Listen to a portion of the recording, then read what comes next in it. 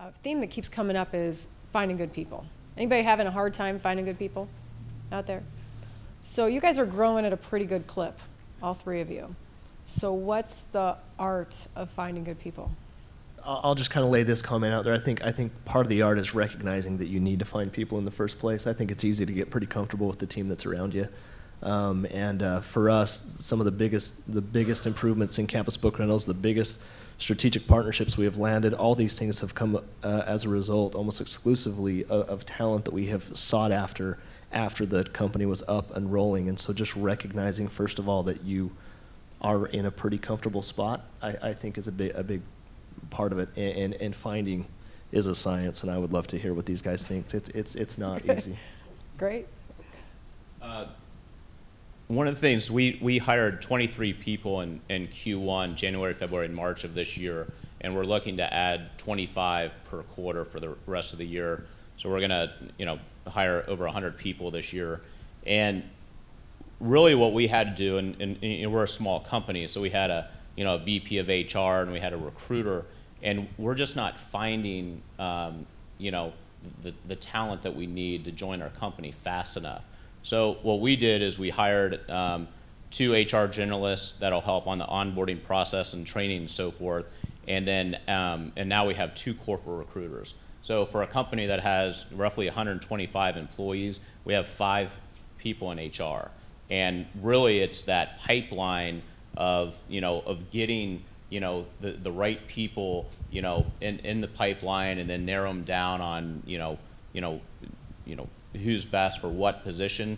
Without that HR infrastructure, I mean, we could just be saying, yeah, we know we need to hire this many people, but realistically, we're just not. And we ran into that last year where we just didn't have the HR bandwidth to get it done. So we overinvested in HR in order to, get the right people on board as quickly as possible. Excellent. Our business is a little bit different than than the other 2 businesses at the podium today. We are more decentralized, and so most restaurateurs would tell you that the restaurant business is about selling food, but it's really a people business, which we agree with. So people are really a critical component of making sure that the experiences and the occasions that we're servicing are kind of where we want them to be. It's really hard because there's so many restaurants and there's so many people that come from the cultures of other restaurants that it's really tough to kind of target one company as being your idol and sourcing all your people from there. So we actually took a different approach. We actually hired a clinical psychologist for both and applied that to both our corporate and our field infrastructure. Testing for things like verbal and analytical skills, just basically raw intellect. We've kind of taken the path that we want to really populate our ranks with the smartest people we can find who have the passion for articulating and analyzing their business and making good decisions. I already mentioned the hospitality gene at the crew level. I mean, there's ways, when we used our clinical psychologist's expertise to kind of segment what we needed to get the aces in places in our stores and in our corporate ranks. And so all of our new employees are tested before we hire. We use it as a primary screening technique.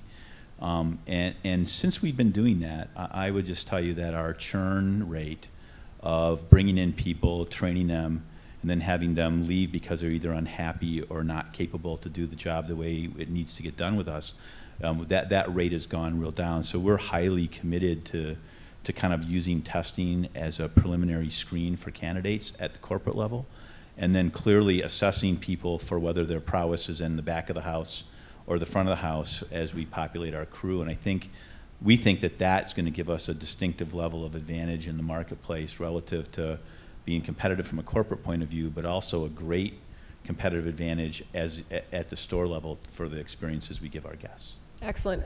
Rough cost to do the front versus back of the... It's a standardized, for the corporate side, that gentleman's on retainer with us, so basically he basically gives everybody who's in our candidacy pool a standardized testing for intellect and those capabilities. At the field level, that gets charged back to the store. It's pretty nominal, actually. Okay. If you think about the rate, most good restaurant companies turn their staffs over 100% in a year's time. So anything less than that's great. The cost of that is huge. It's just the transient nature of the restaurant business. And so for someplace between $100 and $150, we're able to assess crew people at store level. And what we found is if we do that well, that their retention, literally doubles, which basically comes back in the overall P&L and unit level economic model that we protect really strongly. Excellent. Great. Thank you.